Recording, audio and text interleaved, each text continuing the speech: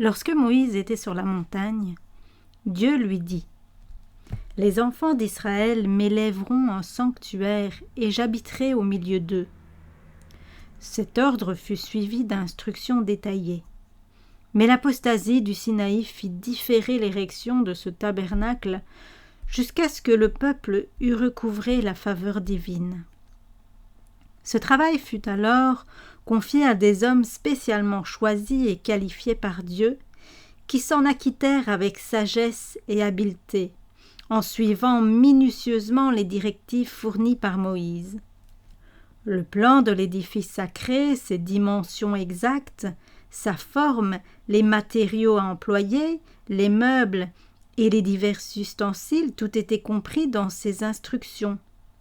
À cet effet, Dieu avait montré à Moïse le sanctuaire céleste, en lui recommandant de veiller à ce que tout fût conforme au modèle qu'il avait eu sous les yeux. Ce sanctuaire devait donc être une image du vrai sanctuaire, c'est-à-dire du céleste, où le Fils de Dieu, notre grand prêtre, allait exercer son ministère après avoir offert sa vie en sacrifice pour les pécheurs. La construction du sanctuaire exigea des préparatifs considérables et coûteux. Il fallut une grande quantité de matériaux, dont certains des plus précieux et des plus rares, mais Dieu n'accepta que les offrandes volontaires. L'ordre divin que Moïse répéta à la congrégation était celui-ci : « Vous accepterez l'offrande de tout homme qui en fera le sacrifice de bon cœur. » Les deux premières conditions de l'érection de la demeure du Très-Haut étaient donc le dévouement à son service et un esprit de sacrifice. Chacun répondit à l'appel. Tous ceux dont le cœur était bien disposé et qui étaient animés de sentiments généreux se présentèrent et apportèrent des offrandes à l'Éternel pour la construction de la tente d'assignation, pour tout ce qui concernait le service de cette tente, ainsi que pour les vêtements sacrés. Hommes et femmes accoururent. Toutes les personnes de bonne volonté apportèrent boucles, bagues, anneaux, colliers, toutes sortes d'objets en or. Tous ceux qui avaient chez eux des étoffes teintes en bleu d'azur, en écarlate, en cramoisi, du fin lin, du poil de chèvre, des peaux de bélier teintes en rouge et des peaux de dauphin, les apportèrent aussi. Tous ceux qui voulaient présenter une offrande d'argent ou d'airain en firent hommage à l'Éternel. Tous ceux qui avaient chez eux du bois d'acacia, pour tous les ouvrages destinés au service, agirent de même. Les femmes les plus adroites de leurs mains filèrent elles-mêmes et elles apportèrent ce qu'elles avaient filé de leurs mains. Les étoffes teintes en bleu d'azur, en écarlate, en cramoisi et le fin lin. Toutes celles qui étaient animées de bons sentiments et qui avaient de l'habileté filèrent du poil de chèvre. Les principaux du peuple apportèrent des pierres d'onyx et des pierres à enchâsser pour l'éphod et le pectoral, des aromates et de l'huile pour le chandelier, pour l'huile d'onction et pour les parfums destinés aux encensements. Les travaux commencèrent, jeunes et vieux, hommes, femmes et enfants continuèrent cependant d'apporter leur offrande. Bientôt les commissaires du travail découvrirent qu'ils avaient assez de matériaux, et même plus qu'il n'en fallait. Alors Moïse fit faire cette proclamation à travers le camp. Personne, ni homme ni femme, ne doit plus préparer d'offrande pour le sanctuaire. On empêcha donc le peuple d'apporter de nouveaux dons. Si les murmures des Israélites et les châtiments qui les suivirent ont été enregistrés pour servir d'avertissement aux générations futures, leur dévouement, leur zèle et leur libéralité sont pour nous des exemples à imiter. Tous ceux qui apprécient et aiment les bienfaits du culte public feront preuve du même esprit de sacrifice lorsqu'il s'agira de préparer un lieu où Dieu puisse manifester sa présence, et ils voudront lui offrir ce qu'ils ont de meilleur. La maison de Dieu ne doit jamais avoir de dette, ce serait un opprobre pour elle. Aussi les fonds nécessaires à son érection doivent-ils affluer au point qu'on puisse dire, comme lors de la construction du tabernacle, ne préparez plus d'offrande. Le tabernacle était démontable de façon à pouvoir être transporté d'un lieu à l'autre au cours des déplacements du camp. Pour cette raison, il avait des proportions restreintes et ne mesurait que 16 mètres de longueur sur 6,5 de largeur et de hauteur. Il n'en avait pas moins une superbe structure. Le bois employé pour les parois et l'ameublement était l'acacia, le plus durable qu'on pût se procurer au Sinaï. Les parois étaient en planches placées debout, côte à côte, reposant sur des bases d'argent et solidement reliées entre elles par des colonnes et des barres transversales. Le tout, recouvert d'or, donnait l'illusion d'un édifice d'or massif. La toiture se composait de 4 tapis superposés. Le premier consistait en une tenture de fin lin retors et d'étoffes teintes en bleu d'azur, en pourpre écarlate et en cramoisi, sur laquelle des chérubins étaient artistement tissés. Les 3 autres étaient respectivement de poils de chèvre, de peau de bélier teinte en rouge et de peau de dauphin. Elles étaient cousues ensemble de façon à recouvrir complètement l'édifice. La construction était divisée en 2 par une riche tenture suspendue à des colonnes plaquées d'or. Une tenture toute semblable fermait l'entrée de la première pièce. De même que celle du plafond, ces 2 tentures étaient d'un tissu luxueux, où le bleu, le pourpre et l'écarlate se combinaient avec art, et sur lequel se détachaient des chérubins tissés en brocart d'or et d'argent, représentant l'armée angélique qui exerce un ministère en faveur du peuple de Dieu. La tente sacrée était entourée d'une cour à ciel ouvert appelée le parvis, fermée par un rideau de fin lin suspendu à des colonnes d'airain. L'entrée de cette enceinte qui regardait l'Orient se composait d'une draperie richement travaillée, mais inférieure à celle du sanctuaire. Les rideaux du parvis n'ayant que la moitié de la hauteur des parois du tabernacle, l'édifice se voyait facilement du dehors. À l'intérieur du parvis, non loin de l'entrée, était placé l'autel des holocaustes construit en airain. Tous les sacrifices étaient consumés sur cet autel et l'aspersion du sang expiatoire était faite sur ses cornes. Entre l'autel et le tabernacle se trouvait une cuve d'airain faite avec les miroirs offerts par les femmes d'Israël. Les prêtres s'y lavaient les mains et les pieds chaque fois qu'ils entraient dans les lieux saints ou qu'ils s'approchaient de l'autel pour y offrir un holocauste. Dans la première pièce du tabernacle, appelée le lieu saint, se trouvait la table des pains de proposition, le chandelier ou candélabre et l'autel des parfums. Située au nord, la table était entourée d'une garniture d'or et recouverte du même métal. Chaque sabbat, les prêtres y plaçaient 12 gâteaux arrosés d'encens et disposés en 2 piles. Les pains enlevés, considérés comme sacrés, étaient placés sur la table des prêtres. Au sud, il y avait le candélabre à 7 lampes, porté par 7 branches ornées de fleurs de muguet artistement ciselées. Il était tiré d'un morceau d'or massif. Comme le tabernacle ne comportait aucune fenêtre, les lampes qu'on ne devait jamais laisser éteindre tout à la fois l'éclairaient jour et nuit. En face et tout près du voile qui séparait le lieu saint du lieu très saint et de la présence immédiate de Dieu était placé l'autel d'or, appelé l'autel des parfums. Le prêtre y faisait brûler de l'encens matin et soir, et en touchait les cornes avec le sang des sacrifices et l'aspergeait du sang de la victime au grand jour des expiations. Le feu de cet autel, allumé par Dieu lui-même, devait être religieusement entretenu.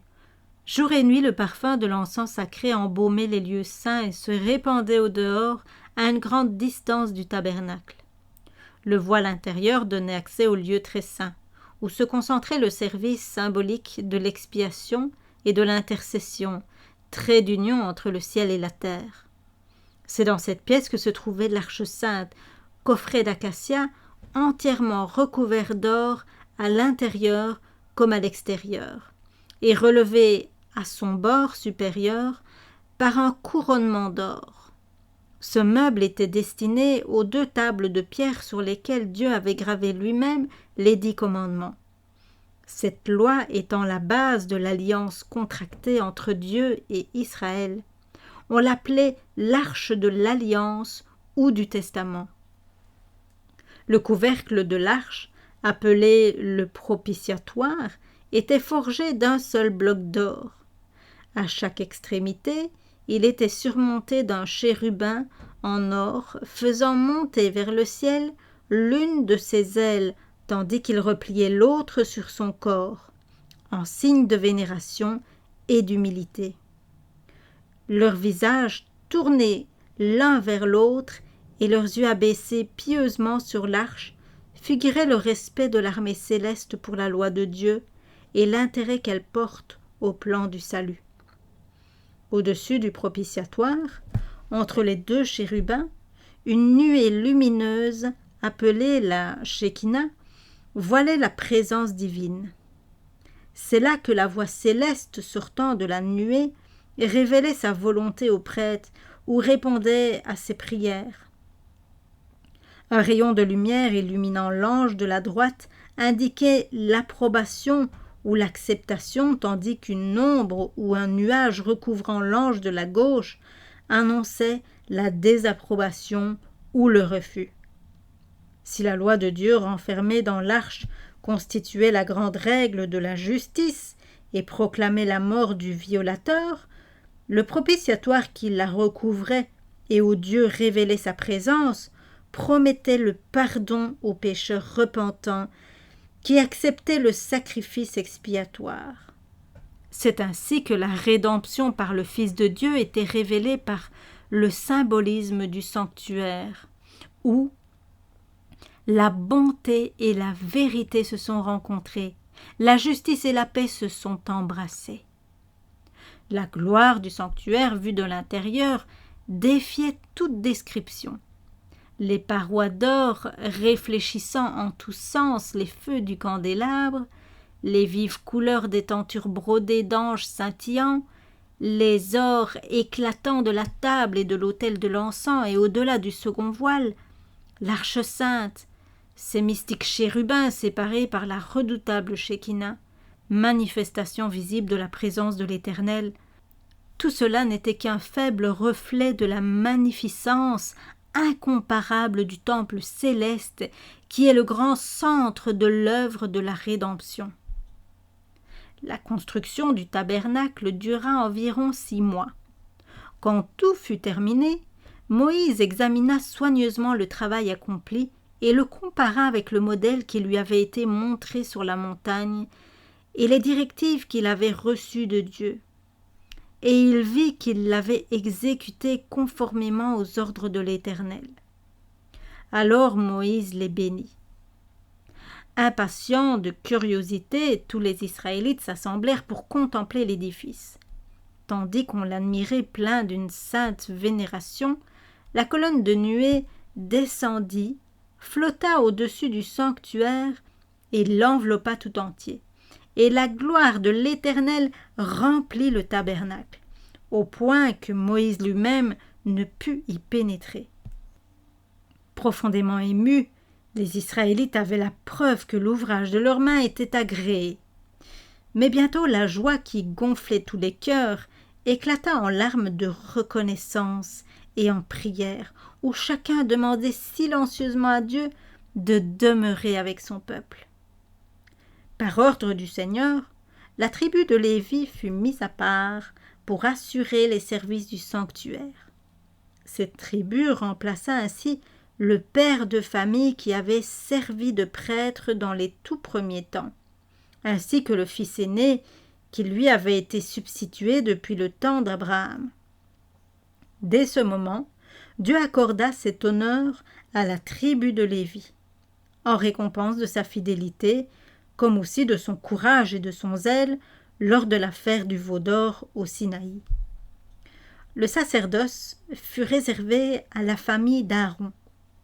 Seul celui-ci et ses fils furent autorisés à l'exercer. Les autres, descendants de Lévi, chargés du tabernacle et de son ameublement, furent aussi appelés à seconder les prêtres dans leurs fonctions. Mais ils ne devaient offrir les sacrifices, faire brûler l'encens et regarder les objets sacrés qu'après les avoir recouverts. Un costume spécial et conforme à leur charge fut prescrit aux prêtres. L'ordre donné à Moïse était le suivant. Tu feras préparer pour Aaron, ton frère, des vêtements sacrés qui lui serviront d'un signe et de parure. La robe du simple prêtre était de fin lin blanc, tissée d'une seule pièce. Elle descendait presque jusqu'aux pieds et était fixée à la taille par une ceinture de lin blanc, brodée de bleu, de pourpre et d'écarlate. Un turban ou une mitre blanche complétait le vêtement. De même que Moïse avait reçu l'ordre d'ôter ses souliers sur une terre sainte, les prêtres ne devaient pas garder leurs chaussures pour entrer dans le sanctuaire. La poussière qui s'était attachée à leurs sandales aurait pu souiller le saint lieu. Avant de commencer leur service, soit au tabernacle, soit à l'autel des sacrifices, ils devaient donc ôter leurs chaussures dans le parvis et se laver les mains et les pieds. Ces précautions avaient pour but d'inculquer à tous les spectateurs la nécessité de se présenter devant Dieu exempt de toute souillure. En conformité avec ces hautes fonctions, les vêtements du grand prêtre étaient faits de tissus précieux, richement travaillés.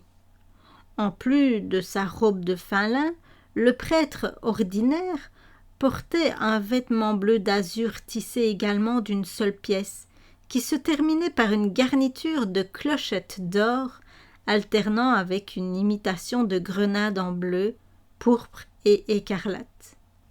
Par-dessus venait l'éphod, un gilet or, bleu, pourpre, écarlate et de fin lin, attaché à la taille par une ceinture magnifiquement ouvragée aux mêmes couleurs. L'éphod, qui était exempt de manches, portait des épaulettes brodées d'or, sur lesquelles étaient enchâssées 2 pierres d'onyx, où l'on avait gravé les noms des 12 tribus d'Israël. Par-dessus l'éphod, pour finir, se plaçait le pectoral, le plus sacré des ornements sacerdotaux. D'un empan en carré, suspendu par des cordons bleus à des boucles d'or partant des épaules, il était bordé de pierres précieuses, correspondant à celles qui constituent les fondements de la cité de Dieu, et garni sur 4 rangées de 12 pierres précieuses, sur lesquelles étaient gravés, comme sur les gemmes des épaulettes, les noms des 12 tribus. L'ordre divin était le suivant. Aaron portera sur son cœur les noms des enfants d'Israël gravés sur le pectoral du jugement.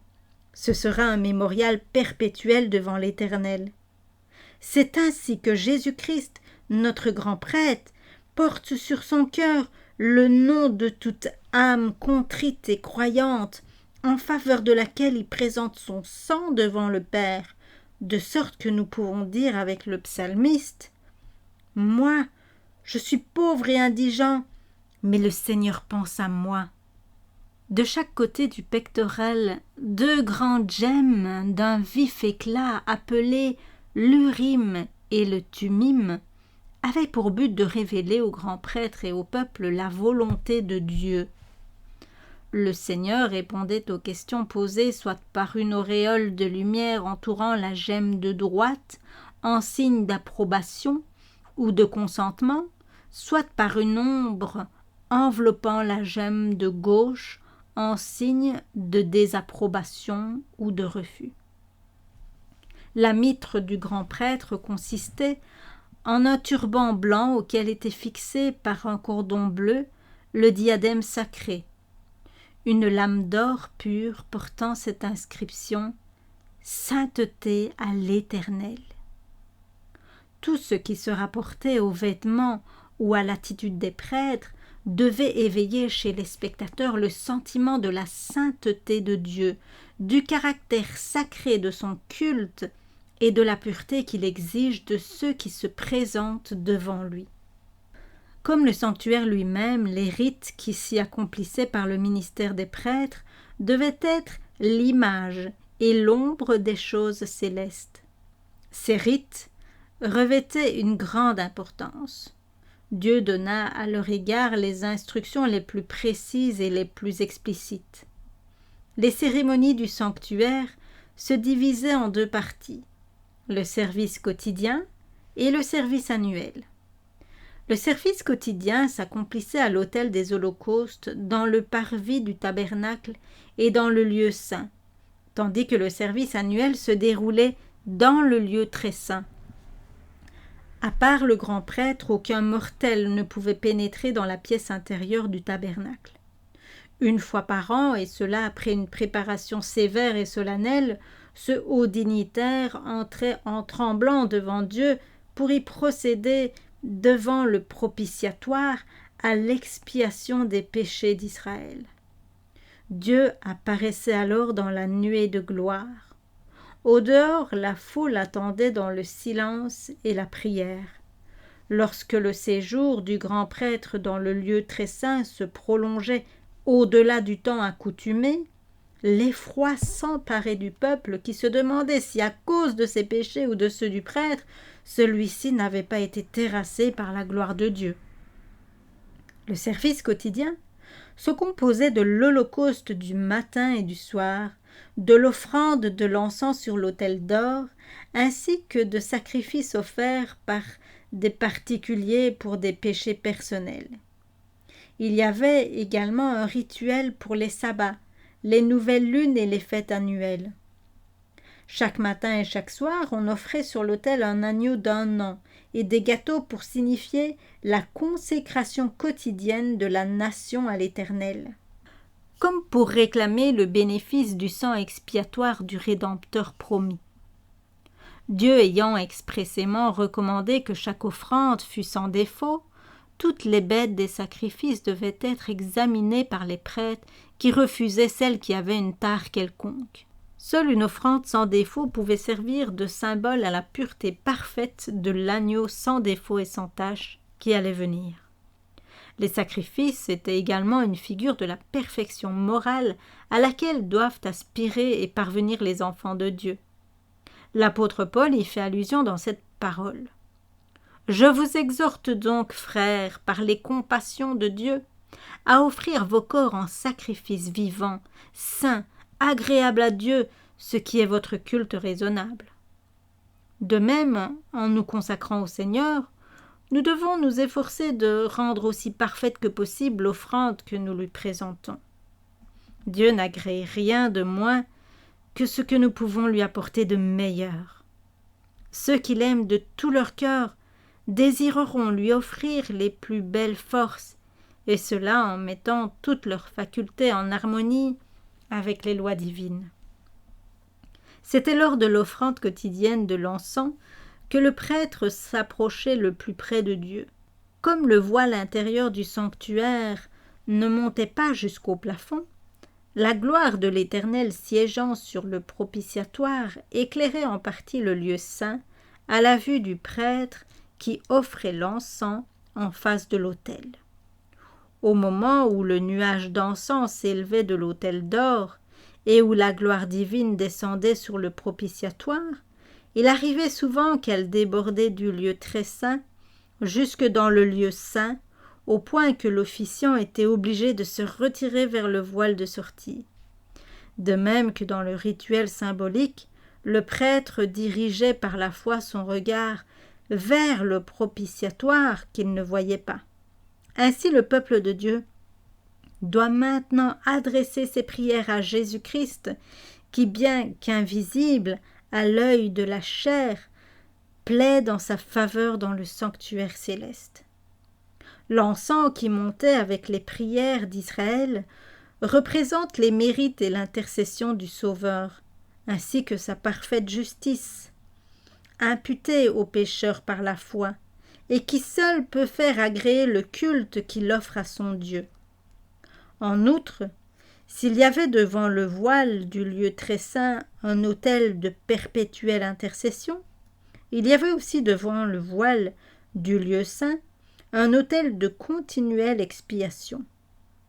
Enfin, comme c'était par les symboles du sang et de l'encens que l'on pouvait s'approcher de Dieu, c'est par l'intermédiaire de notre grand médiateur que les pécheurs peuvent venir au Seigneur, seul dispensateur de miséricorde et de salut aux âmes repentantes.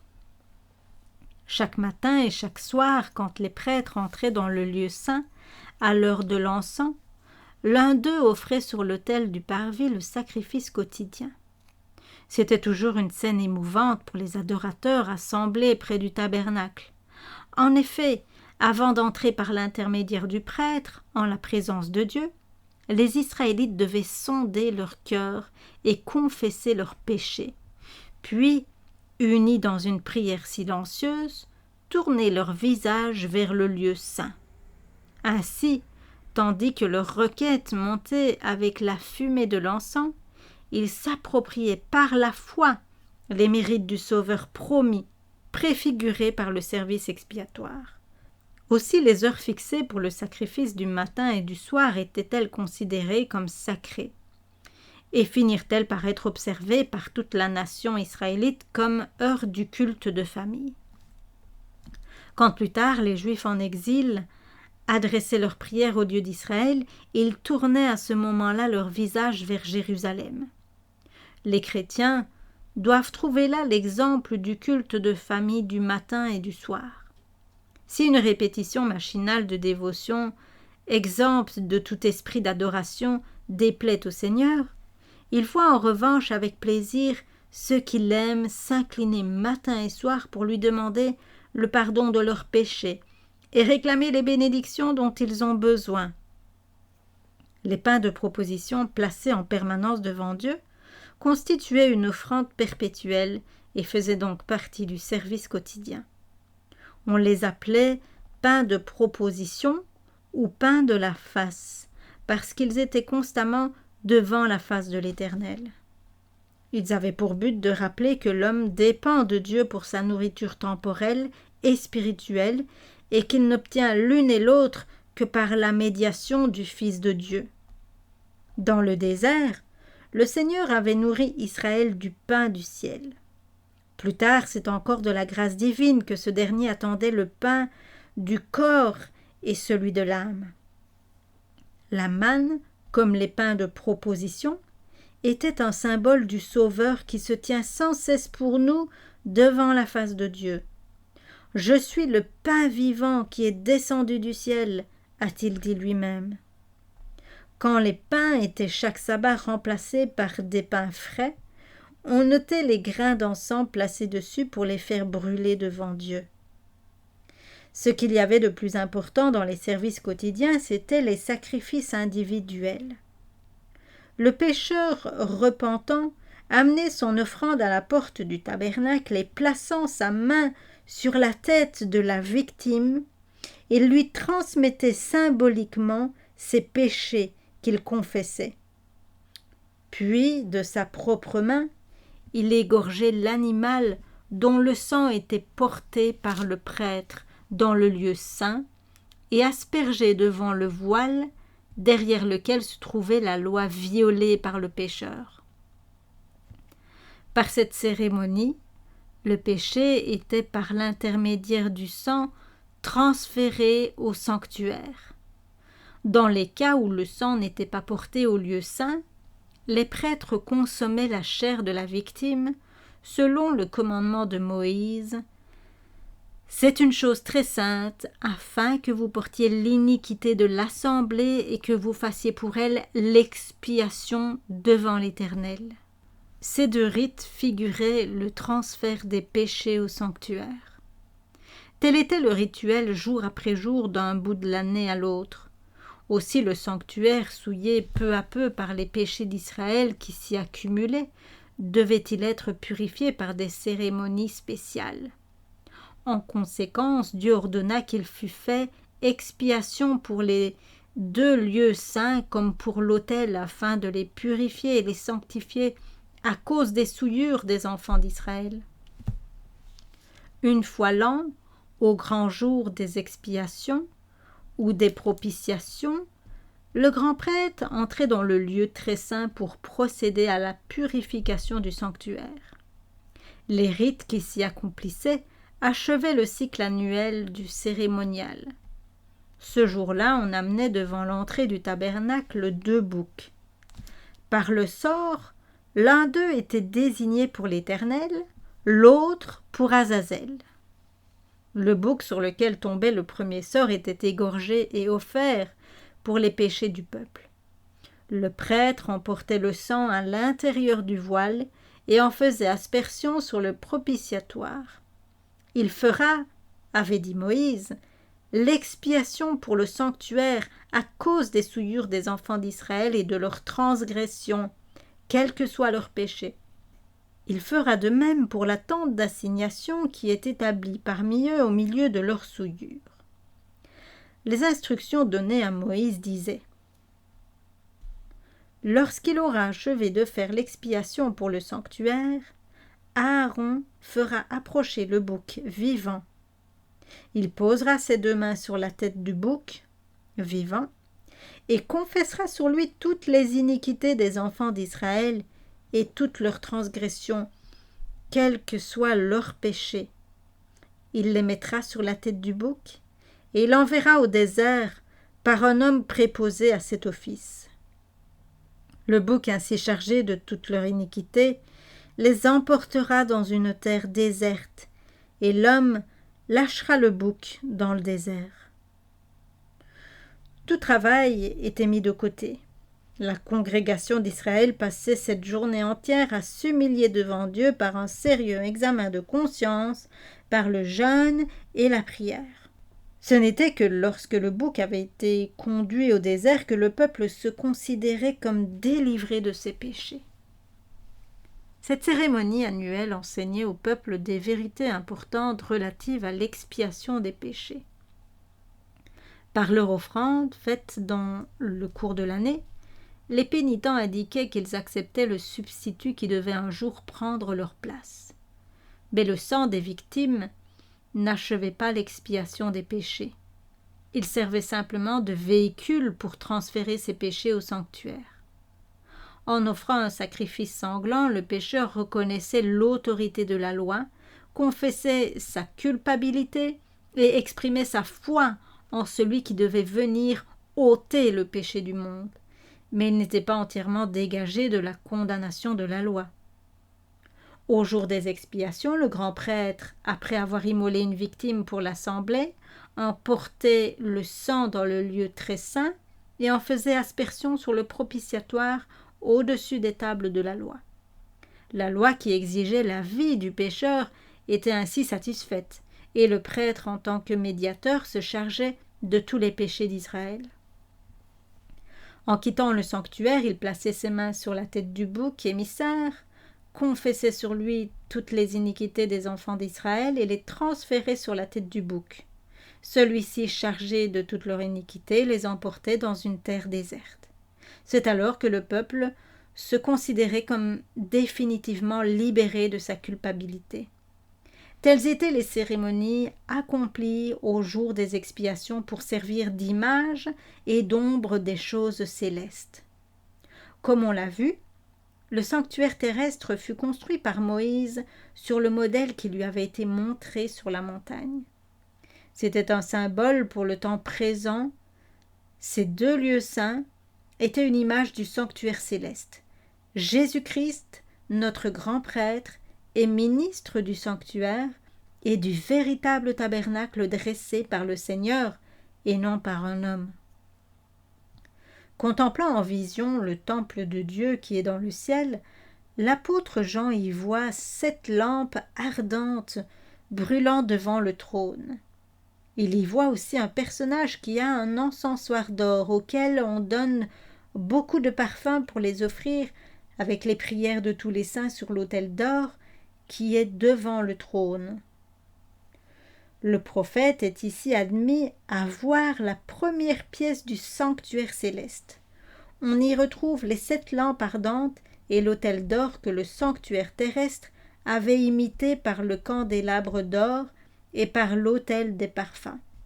Une seconde fois, le prophète voit le temple de Dieu s'ouvrir dans le ciel et il y aperçoit l'arche de l'alliance, figurée sur la terre par le coffret sacré construit par Moïse pour contenir la loi de Dieu. En résumé, Moïse avait construit le sanctuaire terrestre selon le modèle qu'il avait vu. L'apôtre Paul déclare que le tabernacle et tous les ustensiles du culte, lorsqu'ils furent terminés, représentaient le sanctuaire céleste lui-même. Et saint Jean, de son côté, nous dit qu'il vit l'original dans lequel Jésus exerce son ministère en notre faveur et dont le tabernacle construit par Moïse était une miniature. Aucun édifice terrestre ne pouvait reproduire l'immensité et la gloire du sanctuaire céleste. Demeure du roi des rois, où 1000 milliers d'anges le servent et où des myriades de myriades se tiennent debout devant lui. Temple inondé de la gloire du trône éternel, où les séraphins étincelants, gardes du Très-Haut, se couvrent la face en l'adorant. Néanmoins, le sanctuaire terrestre et son rituel avaient pour but de nous communiquer de grandes lumières sur le sanctuaire céleste et l'œuvre qui s'y poursuit pour la rédemption de l'homme. C'est après son ascension que notre Sauveur inaugura son ministère de grand prêtre dans le sanctuaire céleste. Jésus-Christ, écrit l'apôtre Paul, n'est pas entré dans un sanctuaire fait de main d'homme, imitation du vrai sanctuaire, mais il est entré dans le ciel même, afin de comparaître maintenant pour nous devant la face de Dieu. Son ministère comprend 2 grandes phases, embrassant chacune une certaine période de temps et se déroulant respectivement dans l'une ou l'autre des pièces du sanctuaire céleste. Tout s'y passe exactement comme dans le sanctuaire terrestre, c'est-à-dire en 2 cycles successifs. Le service quotidien et le service annuel, pour chacun desquels était réservée l'une des 2 pièces du tabernacle. À son ascension, Jésus regagna le ciel pour y plaider en présence de Dieu les mérites de son sang, en faveur des croyants, tout comme l'avaient fait les prêtres au tabernacle mosaïque, lorsque dans le lieu saint, il faisait l'aspersion du sang des sacrifices en faveur des pécheurs. Mais le sang du Sauveur, tout en libérant de la condamnation le pécheur repentant, n'anéantit pas le péché. Celui-ci demeure sur les registres du sanctuaire jusqu'à l'expiation finale. C'est ce que montrait la dispensation mosaïque, où le sang des sacrifices justifiait le pécheur, tandis que le péché lui-même subsistait dans le sanctuaire jusqu'au jour des expiations. Au grand jour des récompenses finales, les morts seront jugés selon leurs œuvres d'après ce qui était écrit dans ces livres. Cela fait en vertu du sang expiatoire du Fils de Dieu. Les péchés de tous les croyants seront effacés des dossiers du sanctuaire. Ce sera la purification de celui-ci par l'élimination des sombres annales du péché. Sur la terre, cette liquidation solennelle, l'expiation définitive et l'effacement des péchés étaient figurés par le cérémonial du grand jour des expiations ou de la purification du sanctuaire. Ce cérémonial consistait, en vertu du sang de la victime, à éliminer définitivement du sanctuaire tous les péchés qui s'y étaient accumulés et à les emporter au désert. Ainsi, au jour du jugement, les péchés de tous les vrais pénitents seront effacés des livres célestes pour ne plus revenir à la mémoire. Satan est l'auteur du mal et l'instigateur de tous les péchés qui ont causé la mort du Fils de Dieu, et la justice exige qu'il subisse la peine capitale. L'œuvre du Sauveur, en vue de la rédemption de l'homme, ne sera donc complète que par la purification des impuretés qui souillent le sanctuaire céleste. Cela se produira lorsqu'ils seront placés sur la tête de Satan, pour qu'il en subisse la pénalité finale, de même que cela se faisait dans le service rituel, où le cycle annuel se terminait par la purification du sanctuaire et la transmission des péchés sur la tête du bouc émissaire. On voit par là que les cérémonies du tabernacle, comme celles du temple qui le remplaça, inculquaient jour après jour aux enfants d'Israël les grandes vérités se rattachant à la mort et au ministère de Jésus-Christ. Une fois par an, tous les esprits se portaient sur le dénouement du grand conflit entre le Fils de Dieu et Lucifer. La purification totale et définitive de l'univers par la disparition éternelle du péché et des pécheurs.